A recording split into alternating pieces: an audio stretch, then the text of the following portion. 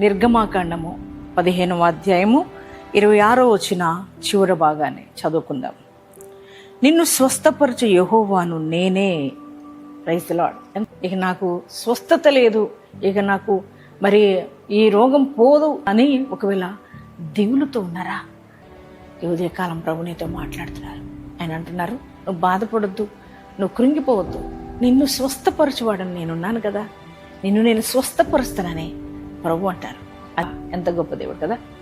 ఆయన పొందిన దెబ్బల వలన మనకు స్వస్థత కలుగుతున్నది కనుక నువ్వు భయపడొద్దు, కృంగిపోవద్దు. అది శరీర సంబంధమైన వ్యాధి అయినా, మానసిక సంబంధమైన వ్యాధి అయినా, ఆత్మ సంబంధమైన వ్యాధి అయినా, మరి మనం ఆరాధిస్తున్న యేసయ్య నిన్ను స్వస్థపరచబోతున్నాడు కనుక ఈ వాగ్దానం బట్టి ధైర్యం తెచ్చుకోండి.